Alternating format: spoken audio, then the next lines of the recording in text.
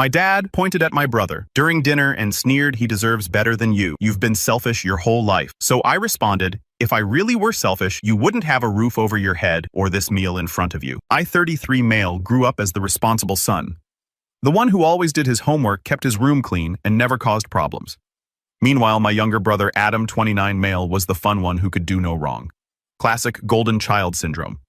My parents owned a small hardware store that barely kept the lights on because they were terrible with money. Dad spent thousands on fishing gear, while the electric bill sat unpaid. Mom blew cash on jade figurines nobody bought while we ran out of basics like nails and paint. The place should have gone under years ago, but guess who started working there at 14 to keep the books straight? Yours truly. I spent my high school weekends reorganizing inventory, calling vendors to negotiate payment extensions and dealing with angry customers, while Adam played video games, and my parents pretended to be successful small business owners in the community. Dad was on the Chamber of Commerce, which meant free dinners and networking opportunities, not actual work.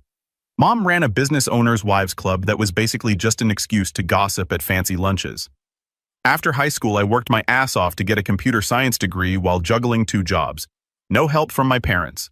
They were too busy funding Adam's gap year that somehow stretched into 3. I'd come home from a night shift at the gas station to find my parents had bought Adam a new gaming PC because he needed it for his future, while I was typing papers on a laptop held together with duct tape. When I landed my first developer job at a financial software company in Denver, I thought I'd finally broken free. I moved into a modest 1-bedroom apartment, bought a used Honda, and started building my emergency fund. For the first time in my life, I was spending money on myself without guilt or parental commentary. Wrong move. That's when the real financial abuse began. First came the calls about the store being behind on rent. Then it was property taxes. Then suppliers threatening legal action. Each time I'd transfer a few grand to save the family business. Each time Dad would promise to get things under control.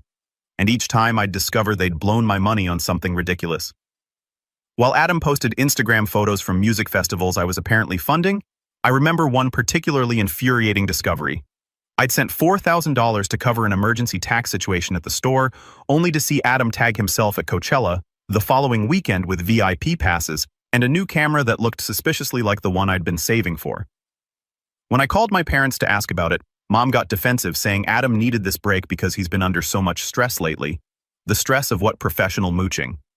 Over the next decade, I climbed the corporate ladder to become a senior software architect, making $175,000 a year.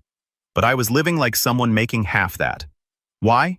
Because I was essentially supporting 4 adults. Myself, my parents Adam, and Adam's girlfriend Amber, who moved in with my parents after getting between apartments 2 years ago. Amber, a digital influencer with 3,000 followers, preached manifesting abundance while living rent-free in a house and car. I paid for. The worst part wasn't the money, it was the entitlement. They treated accessing my bank account as their God-given right. If I questioned any expense, Dad would remind me how they sacrificed everything for my education. Complete BS. And Mom would start crying about family loyalty. Adam would text me things like, "Dude, stop being such a tight ass. It's just money. Just money. My money. The money I earned by working 60-hour weeks while they lounged around complaining about how tough life was." The pattern became disturbingly familiar. Every 3 months there'd be some new crisis requiring exactly the amount I'd managed to save since the last crisis. Car broke down, roof needed repairs, insurance premiums due, supplier threatening legal action. Meanwhile, the hardware store never improved its situation. Dad kept hiring his fishing buddies as part-time help, paying them under the table, and letting them slack off all day. Mom kept ordering inventory nobody wanted because she thought it was charming. By my early 30s, I was covering their mortgage on a house I bought them, car payments on vehicles I financed, and monthly allowances that disappeared into whatever hobby or impulse purchase caught their attention that week. Dad's fishing equipment had its own room in the house. Mom's craft supplies could have stocked a small store. Adam had every gaming console on the market, plus a collection of limited edition controllers he displayed but never used. All while they treated me like an open wallet that occasionally malfunctioned when I dared to ask questions. My cousin Ethan had recently moved to town for a job at my company. I'd put in a good word for him since he was one of the few relatives I actually respected. He had a solid work ethic, paid his own bills, and never asked me for money. Basically, the unicorn of my family tree. He suggested a family dinner to reconnect with everyone. naively thinking my parents had changed since he last saw them years ago. Poor bastard had no idea what he was walking into. I agreed to the dinner, knowing that skipping it would just give my family more ammo to paint me as the ungrateful son. I even set a calendar reminder to transfer money to my family emergency credit card, the dedicated one I used to pay for these inevitable group outings. So I showed up at this overpriced steakhouse, one they'd conveniently chosen, knowing I'd cover the bill. The kind of place where a side of asparagus costs $15 and they charge you for each refill of sparkling water. The second I walked in, I could feel the tension. Ethan was already at the table looking uncomfortable. My brother Adam gave me that smug nod he always does, his arm draped around Amber. My mom barely acknowledged me, too busy showing Amber some jewelry catalog. My dad, who had clearly started celebrating before everyone's arrival, was already in a mood. Ethan tried his best to keep conversation flowing, asking about the hardware store. Bad move. That launched my dad into a 20-minute rant about supply chain issues and market conditions. His standard excuses for why the business was failing. Never mind the fact that he hadn't worked a full day in years. You know what the problem is, Ethan? It's all these big box stores. They're killing small businesses like ours, Dad proclaimed as if he were some retail analyst and not a guy who regularly closed the store early to go fishing when the weather was nice. Then my Uncle Jacob showed up, Dad's older brother, and the only person who ever called my parents on their... He'd moved across country years ago to get away from them, but was in town for business. The look on my parents' faces when he walked in was priceless. Mom immediately stopped mid-sentence in her jewelry discussion, and Dad's face flushed. Uncle Jacob had a way of seeing through their facades that always made them uncomfortable. Jacob was the black sheep who'd actually made something of himself, built a successful construction company, invested wisely, and never asked anyone for handouts. Dad resented him for it, always making snide comments about how Jacob was lucky or had advantages, when the truth was, Jacob just worked his ass off and didn't waste money. The first hour was manageable. I sat quietly enduring the fake laughter and forced small talk. Ethan tried to include me in the conversation, asking about my latest projects at work. I started explaining a complex financial algorithm I'd developed for trading platforms. When Adam interrupted with some story about an epic gaming tournament he'd almost won, Dad was getting deeper into his cups, which always meant trouble. The more he drank, the meaner he got. I noticed Uncle Jacob watching him carefully, measuring each refill with narrowed eyes. Sure enough, right as the main courses arrived, Dad looked directly at me and said, "Victor always was the selfish one. Adam got all the personality in the family. He deserves that suit more." It wasn't a joke. It wasn't teasing. He said it like it was just common knowledge, like everyone at the table agreed with him. The table went silent. Adam smirked, enjoying the show. My mom kept eating like nothing had happened. Amber stifled a laugh. Ethan looked at his plate, clearly regretting his dinner idea. Only Uncle Jacob sensed the tension. But I was done. I put down my fork, wiped my mouth with the napkin, and stared right at my father. "You're not getting another penny from me," I said, keeping my voice level. That made him pause. His eyes narrowed and his jaw tightened. For the first time that night, he actually looked at me. My mom finally stopped eating. Ethan shifted uncomfortably. The atmosphere in the room changed because deep down everyone knew the truth. My parents didn't care about me. They only cared about what I could give them. My dad's look turned mean. My mom, realizing her silent treatment wasn't working, tried damage control. "Victor, honey, your father didn't mean anything by it. You know how he gets when he's excited." Adam jumped in. "Dude, chill. It was just a joke." Uncle Jacob was watching everything with narrowed eyes, taking in the family dynamic he'd escaped years ago. I shook my head. This ends now. All of it. The money, the handouts, everything. That's when my dad exploded. He slammed his fist on the table, making the glasses jump. "After everything we've done for you, you ungrateful little... You think you're so much better than us with your fancy job and your fancy apartment." Mom started in with the waterworks on cue. Adam pulled out his phone, probably to film the meltdown for his social media. Ethan looked like he wanted to disappear. Then my dad grabbed his nearly full glass of red wine and threw it directly at me. It caught me right in the chest, soaking my new suit, the one I needed for a client presentation the next morning. The red wine spread across my white shirt like a bloodstain dripping down onto my pants. The restaurant went quiet, with nearby tables turning to stare at the unfolding drama. I stood up so fast I knocked my chair over. Dad was still yelling. Mom was fake crying. Adam was filming the whole thing, probably for some TikTok. Amber was pretending to be shocked while clearly enjoying the drama. And Ethan, poor guy, looked like he'd seen a ghost. Only Uncle Jacob moved, standing up and putting a hand on my shoulders. "Let's get you out of here, kid." As I turned to leave, my dad shouted after me, "You walk out that door, don't bother coming back, fine by me." I didn't look back as I walked through the restaurant, my ruined suit dripping wine with each step leaving a trail all the way to the door. The host looked stunned as I passed by. I handed him my credit card and said, "Table 12, add 20% tip for the server having to deal with them." I barely slept that night. My suit was ruined and my phone kept blowing up with messages from various family members telling me to be more mature and respect my parents. Adam had already posted a cropped video that conveniently left out the wine-throwing part. Not a single text asking if I was okay. The video showed just my reaction. Me standing up, knocking over the chair, and storming out with Adam's caption, "When your entitled brother can't handle a joke, family drama, Chuck, toxic brother." The comments were filled with people taking his side, calling me oversensitive and dramatic. Amazing how easy it is to manipulate perception when you control the narrative. Uncle Jacob picked me up the next morning for breakfast at a quiet diner away from the chaos. The kind of no-frills place that serves breakfast all day and doesn't have avocado toast on the menu. "Been watching this train wreck for years," he said, stirring his coffee. "Your parents did the same thing to me until I cut them off. Different generation, same playbook." He told me how my dad had borrowed thousands from him when they were younger, always with some soba story about needing it for the business or medical bills, only for Jacob to discover. Later, it had gone to fishing trips or new golf clubs. How my mom had guilted him about family loyalty when he started asking questions. He looked me straight in the eyes. "They're never going to change, Victor. Not your parents, not your brother. They'll drain you dry and then blame you for running out of money." Something about hearing it from someone else, someone who'd been through it, made everything click. They were never going to change. They didn't feel guilty at all. To them, I was still the bad guy who took away their easy life. After breakfast, I stopped overthinking and took action. I went home, made myself some coffee, and started making calls. First was my attorney.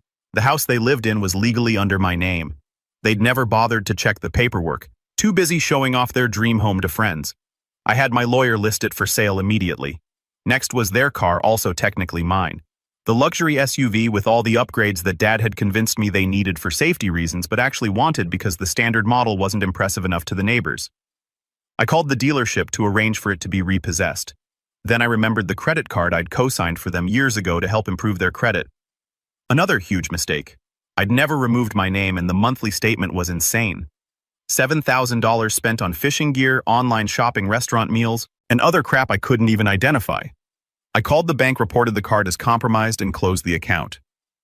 I also checked Adam's account's 2 credit cards I'd co-signed for his emergencies that were now maxed out on gaming consoles and festival tickets. The same emergencies that always seem to coincide with game releases or concert announcements. Closed those too. The satisfying part was knowing they wouldn't get any warning. The credit cards would just stop working mid-transaction. The car would disappear from the driveway overnight. The house would have strangers walking through it for viewings without them having any say in the matter. After years of having no control over my money, I was finally taking it back. By noon, I was in a cab heading to my company's satellite office across town for my presentation. I had better things to do than sit around waiting for the fallout. The presentation was for a major client potentially worth millions in contracts, the kind of deal that would normally have me stressed. But today I felt oddly calm. Nothing my parents could do to me would compare to the pressure of this pitch. Ethan texted me during lunch. "That was intense last night." "You okay?" I replied. "Better than I've been in years." And I meant it. For the first time since landing my first real job, I felt like I was actually in control of my own life and finances. No more bracing for the next emergency call. No more mental math about how much I could safely spend on myself without risking not having enough when they inevitably asked for more. I crushed the presentation without the weight of my family's financial exploitation on my shoulder. The client signed that afternoon. It didn't take long for the two hit the fan. The first call came from my mom while I was still in the post-presentation celebration. She was screaming, demanding to know why their car was missing. I ignored it, letting it go to voicemail while I accepted congratulations from my team. Then my dad called. He was raging about how I'd ruined their lives, deleted without listening. I could imagine exactly what it said. Anyway, Adam was next, leaving a string of voicemails calling me every name in the book, saying I was pathetic for taking revenge on my own family. He threatened to expose me online. I blocked his number knowing his idea of exposure would be more selectively edited videos that painted him as the victim. I checked my email during a coffee break to find a message from Amber with the subject line, "We need to talk about your behavior." The audacity of this woman who had been living on my dime for years lecturing me about my actions. I deleted it without reading further. By the time I finished my presentation, nailed it by the way, despite wearing a backup suit that wasn't nearly as nice. My lawyer already had multiple people interested in the house in this market, and with that location I knew it wouldn't take long to sell. The thought of my parents having to explain to their neighbors why strangers were suddenly touring their home brought me more satisfaction than I cared to admit. Then something unexpected happened. Uncle Jacob called. "Proud of you, kid." About damn time. I nearly dropped my phone. He told me he'd warned my parents for years to stop using me to treat me better. But they ignored him. He said they got exactly what they deserved. Then he said something that caught me off guard. "Don't sell the house yet. I've got an idea." I didn't know what he meant, but for once I felt like someone was actually on my side. Whatever his plan was, I was in. I met Uncle Jacob at the same quiet diner 2 days later. He ordered his usual black coffee, studied me for a minute, then finally spoke. "Your dad thinks he can do whatever he wants and never face consequences. He needs to feel what it's like to actually lose something." I liked where this was going. His plan was simple. Instead of selling the house right away, I'd wait. Let them panic. Let them see the car was gone. The credit destroyed, the bank accounts frozen, no backup plan, no one to bail them out. They'd lived like royalty on my dime for years. Now they'd learn what it was like to be broke. And when reality finally hit them, I wouldn't sell the house to just anyone. I'd rent it out not to them, but to strangers. I'd make sure they watched other people living in that house while they had nowhere to go. "But what if they beg?" I asked. Uncle Jacob gave a slight smile. "Then they have to earn it." That confused me. My parents had never worked for anything in their lives. My brother was the same way. They were all convinced I'd eventually cave in and help them again. But if Uncle Jacob had a way to make them face real consequences, I was all ears. I called my attorney with updated instructions. Don't sell the house yet. List it as a rental instead. No special treatment. If my parents wanted to stay there, they'd have to apply like anyone else and prove they could actually pay the rent. The problem? They had no jobs, no savings, and no references. Just massive entitlement. My attorney loved the idea, especially after I explained the situation. In all my years of practice, he said, "I've never seen anyone so thoroughly and legally deliver consequences. This is masterful." The next day, I canceled the automatic payments I'd been making to their utility accounts. Within a week, they'd be facing shut-off notices for electricity, water, internet, and cable. The premium cable package they needed because basic cable didn't have enough sports channels for dad and reality shows for mom. I also contacted the hardware store's landlord, yes, I'd been paying that rent too, and informed him I would no longer be covering their lease. He seemed unsurprised, mentioning that my parents had been late with payments long before I started helping them. "Only kept them on because you were guaranteeing it," he admitted. The final touch was removing myself as guarantor from their business loans, which I'd been pressured into co-signing years ago. Without my income to back them up, the bank would start looking more closely at the store's actual performance, which was abysmal. It was like dismantling a house of cards, each removal making the whole structure more unstable. And the best part? I was only taking away what was mine to begin with. Money, credit, and property that had been earned through my work, not theirs. With each canceled payment and closed account, the liberation grew stronger. I was finally acting like the successful adult I'd become, rather than the compliant son they'd programmed me to be. 2 days later, all hell broke loose. My dad called first, his voice angry, demanding to know why the house was listed for rent. "It's my house," I told him plainly. "I'm the one on the deed. I'm the one who paid for it. I'm the one who decides what happens to it." "But we live here," he sputtered as if that trumped legal ownership. "You lived there because I allowed it. I no longer allow it." My mom left a voicemail crying dramatically about how I was destroying everything. Interesting how family only mattered when they wanted something from me. Where was this concern for family when they were bleeding me dry for years? Where was this family loyalty when dad threw wine in my face at dinner? Adam sent a barrage of texts calling me psychotic and threatening to tell all our relatives what a monster I was. As if they didn't already know the whole story. "Go ahead," I texted back. "Tell them how the house you've been living in rent-free is owned by your psychotic brother. Tell them how the car you've been driving is financed by a monster. See how that works out for you." Then came the funniest part. My dad actually asked if I could loan them money for the rental deposit. I laughed so hard I nearly fell out of my chair. I texted back, "You called me ungrateful, remember? Handle it yourself."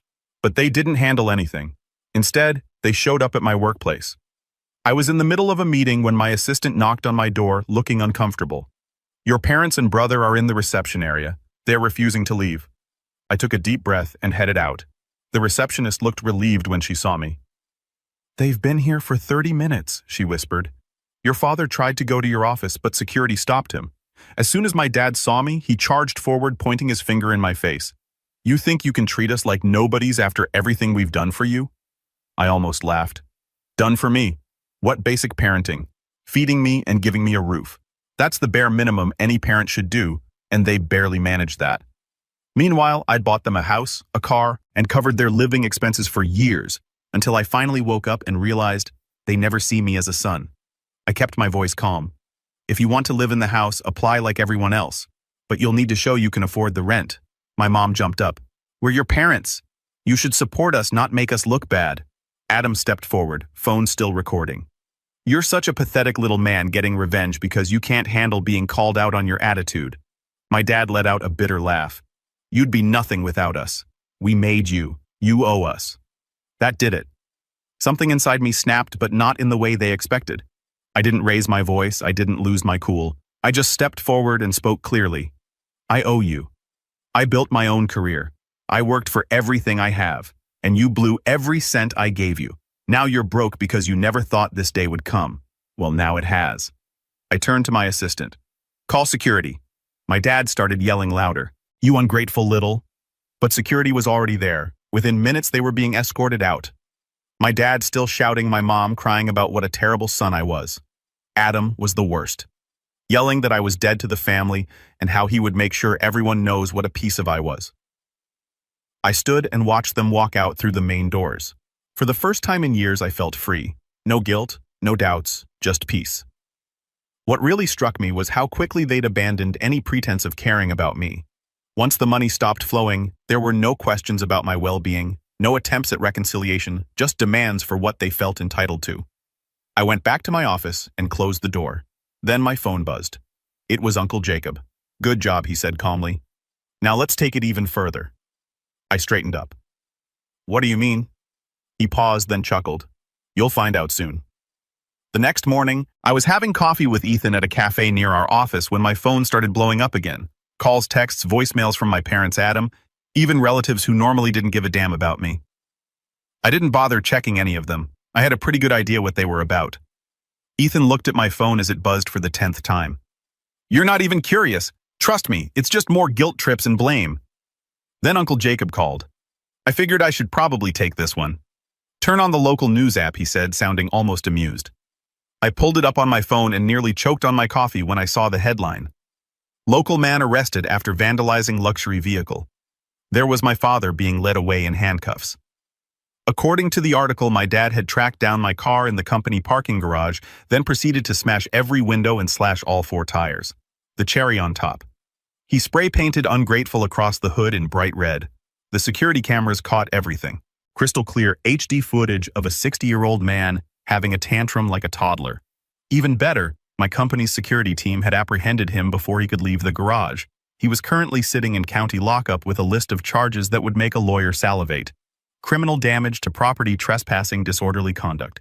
"Did you know he was going to do this?" I asked Uncle Jacob. "Not specifically," he replied. "But I figured if we pushed him hard enough, he'd do something stupid. Your dad always had a temper problem, but he usually had someone to bail him out. Not this time." I laughed so hard I had to put the phone down. Ethan looked at me like I'd lost my mind until I showed him the article. "Holy shit," he muttered, scrolling through the pictures. "Your dad did this." "Yep, the man who raised me to be responsible and face consequences. Just showed his true colors." The calls and texts suddenly made sense. My mom was probably desperate for bail money. Adam was likely trying to guilt me into dropping charges. And the relatives, they were just nosy as usual. I finally checked one text from Adam. "Dad's in jail because of you. This is all your fault." Mom's hysterical. "What kind of son are you?" I showed it to Ethan, who shook his head in disbelief. "Your brother does realize your dad destroyed your $50,000 car, right? How is that your fault? I'm the responsible one, remember? Which means I'm responsible for their failures too." The most satisfying part. While my father was sitting in jail, the house went under contract not as a rental, but as a sale. A developer had made an offer. He wasn't planning to rent it or fix it up. He was going to demolish it completely to build new townhomes. I signed the paperwork that afternoon. That house, the same one they'd shown off to make themselves feel important, was about to be reduced to rubble. The company was paying to have my car fixed thanks to comprehensive insurance that covered vandalism. The claims adjuster who came to document the damage let out a low whistle when he saw it. "Someone really had it out for you," he said, taking photos of the spray-painted hood. "My father," I replied calmly. He stopped and stared at me. "Your father did this?" I nodded. He shook his head. "Man, I've seen some family drama in this job, but this is next level." I finally listened to their voicemails. My mom's voice was weak. "Victor, please, we're sorry. Your father just lost control. We just need a little help to get back on our feet." Adam's wasn't much better. "I know we've had our differences, but you can't just leave Dad in jail." Then my dad's one call from jail. "You worthless piece of..." They weren't sorry. They were just desperate now that they had nothing left. For years they'd treated me like a walking wallet. Now that the wallet was gone, so was their love. I'd never felt more at peace. 2 weeks passed. My car was in the shop getting repaired, fully covered by insurance, thankfully. Dad was released on bail posted by some distant relative with a court date set for the following month. The house sale was in escrow with closing scheduled in 30 days. During those 2 weeks, I received updates from various sources about my family's deteriorating situation. The hardware store had a closed until further notice sign on the door. My parents were spotted arguing outside a budget motel on the edge of town. Adam's gaming accounts went suspiciously silent, probably because he couldn't afford to renew his subscriptions. I used the time to focus on myself. I spent evenings researching investment opportunities for all the money I'd now be saving. Curious and slightly concerned, I headed down to the lobby. They looked like hell, all of them. My dad had lost weight, his usually pristine golf shirts replaced by a stained t-shirt. My mom's designer clothes were wrinkled and her makeup was missing. Adam looked like he hadn't showered in days. Amber was noticeably absent.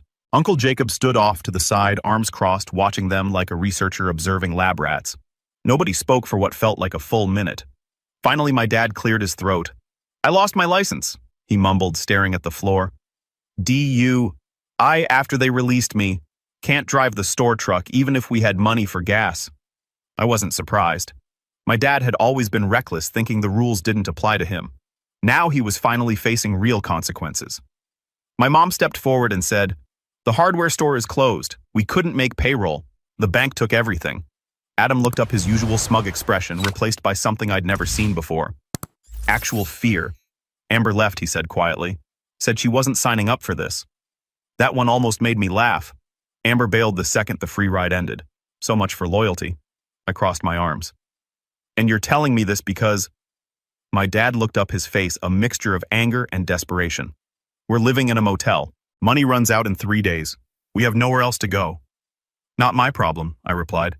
My mom stepped forward, tears streaming down her face. Real, ugly, desperate tears. "Victor, we made terrible mistakes. We took advantage of you. We didn't appreciate what you did for us." Adam nodded, unable to meet my eyes. "I was a jerk," he admitted. "I thought the money would never stop coming." My dad just stood there broken. The man who had terrorized my childhood, who had manipulated me for years, who had destroyed my car in a rage, reduced to nothing. Uncle Jacob finally spoke up. "They've applied for jobs, all 3 of them. Fast food, retail, anything they could find. No calls back yet. Turns out professional mooch doesn't look great on a resume." It was strange seeing them humbled like this. The same people who had belittled my career choices while happily spending my money were now desperate for minimum wage jobs they'd previously considered beneath them. Dad, who had mocked burger flippers, was now begging for those same positions. Mom, who had looked down on retail workers, was now filling out applications to work the register at stores where she'd once been a demanding customer. Adam, who had scoffed at the idea of a 9-to-5 job as selling out, was now realizing that selling out requires someone willing to buy. I looked at them and felt nothing. Not satisfaction, not pity, not even anger anymore, just nothing. They were strangers to me now, people I used to know who had taken advantage of my loyalty for too long. "What do you want from me?" I asked. My dad swallowed hard. "Alone. Just enough to get back on our feet." I almost laughed. "Alone? You think I'd give you money after everything?" "We'll pay it back," my mom insisted. "Every penny. With what? You have no jobs, no skills, no prospects?" Adam stepped forward. "We can work for you. Anything you need."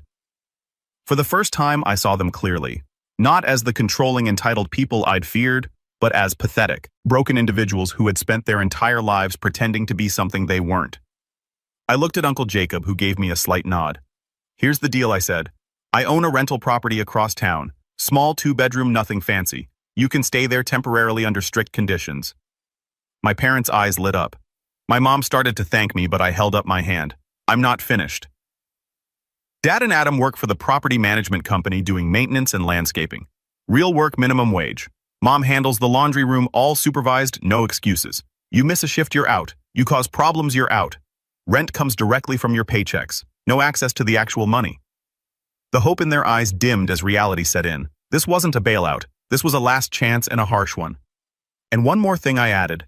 Dad pleads guilty to the vandalism charges. No trial, no excuses. You take responsibility once in your life. My dad started to protest, but my mom grabbed his arm. "We'll do it," she said quickly. "All of it." I nodded and turned to leave. "Victor," my dad called after me. "Thank you." I stopped but didn't turn around. "Don't thank me yet. You haven't earned it." As I walked away, Uncle Jacob fell into step beside me. "Think they'll make it?" he asked. "Doubtful," I replied. "But that's not my problem anymore. They can sink or swim on their own merits for once." "You're a better man than me," he chuckled. I'd have let them rot. Maybe that would have been smarter, but this way they couldn't say I abandoned them. They couldn't play the victim. They had a chance, a real one. Even if it wasn't the bailout they wanted for years, I let them take advantage of me. I gave them everything, hoping they would eventually appreciate it, hoping they actually cared about me. But they didn't. They only cared about what I could provide. Once I stopped giving, they stopped pretending. In the end, they destroyed their own lives. My father thought he was untouchable. My mother thought she could manipulate her way through anything. My brother thought he could ride their coattails forever. Now they had nothing but an opportunity they probably wouldn't take. That night, I deleted their contact information from my phone, bought a plane ticket for a long overdue vacation, and slept better than I had in years.